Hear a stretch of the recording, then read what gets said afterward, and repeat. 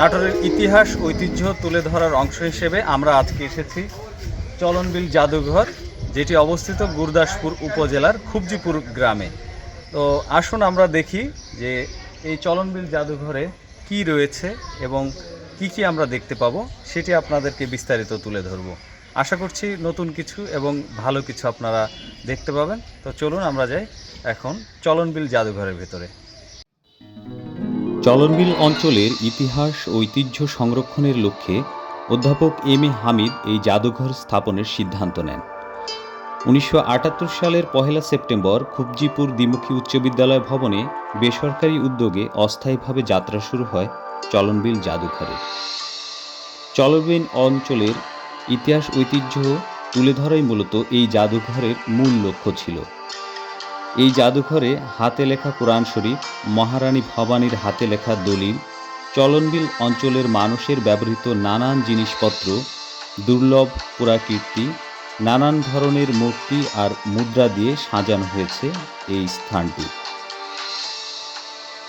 এখানে বাদশাহ আলমগীর ও সম্রাট নাসিরুদ্দিনের হাতে লেখা 2টি কোরআন সহ পুরনো তুলক কাগজে হাতে লেখা 300-400 বছরের 8টি সম্পূর্ণ ও 7টি আংশিক কোরআন শরীফ রয়েছে। 15টি হাদিস শরীফ সহ 257টি ধর্মগ্রন্থ, পুষ্টি পাথরের সূর্যদেব, বিষ্ণু ও মাতৃকা মূর্তি, বিভিন্ন ধরনের হাতে লেখা চিঠিপত্র, প্রাচীন আমলের ব্যবহৃত তৈজসপত্র, 90টি দেশের মুদ্রা, ঘট, বিভিন্ন শাসন আমলের টেরাকোটা ইত্যাদি এখানে স্থান পেয়েছে। এছাড়াও এই সংগ্রহশালায় সামুদ্রিক অঞ্চলের বিভিন্ন প্রাণীর যে ভগ্নাবশেষ রয়েছে সেগুলো স্থান পেয়েছে। এছাড়া এই চলনবিল অঞ্চলে মানুষ যে সমস্ত তৈজসপত্র বা ঘট, মাটির হাঁড়ি পাতিল ব্যবহার করত, অলঙ্কারাদি ব্যবহার করত, তারও একটি প্রাচীন ঐতিহ্য সংরক্ষণের অংশ হিসেবে এখানে রাখা হয়েছে। আপনারা এখানে আসলে দেখতে পাবেন ডক্টর মোহাম্মদ শহীদুল্লাহর নিজ হাতে লেখা ডায়েরি এখানে সংরক্ষিত রয়েছে। এছাড়া এই অঞ্চলের এবং বাংলাদেশের কথিতযশা বিভিন্ন লেখকের গ্রন্থ এখানে রয়েছে। এই যে দেখতে পাচ্ছেন এখানে চলনবিল অঞ্চলে ব্যবহৃত নানা ধরনের নকশা করা মাটির যে পাত্রগুলো ছিল সেগুলো থরে থরে এখানে সাজানো রয়েছে। যদিও অধিকাংশই এখন এই জাদুঘরে আর নেই, এগুলো জাতীয় জাদুঘর ও বিভিন্ন বড় শহরের যে জাদুঘরগুলো রয়েছে পার্শ্ববর্তী, সেখানে অনেকটা স্থানান্তর করা হয়েছে।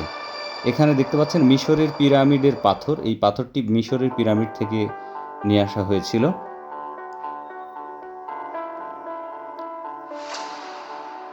এখানে নানা ধরনের আকৃতির যে মাটির তৈরি খেলনা এবং ইট, ঘরবাড়ি, নানা ধরনের কিন্তু ঐতিহাসিক যে নিদর্শন সেগুলো কিন্তু এখানে রয়েছে।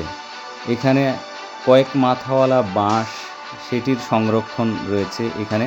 যদিও জায়গাটি এখন খুবই স্যাঁতসেঁতে এবং ভগ্নস্তূপে প্রায় পরিণত হয়েছে, এখানে রক্ষণাবেক্ষণের খুব একটা ব্যবস্থা নেই, ফলে এই সম্পদগুলো প্রত্নসম্পদ এবং দুর্লভ এই সম্পদগুলো ক্ষতির সম্মুখীন হয়ে পড়েছে। এছাড়া সংস্কার এবং সংরক্ষণের অভাবে মূল্যবান অনেক জিনিসপত্র নিয়ে যাওয়া হয় বগুড়ার মহাস্থানগড় জাদুঘরে, পরে সেগুলো আর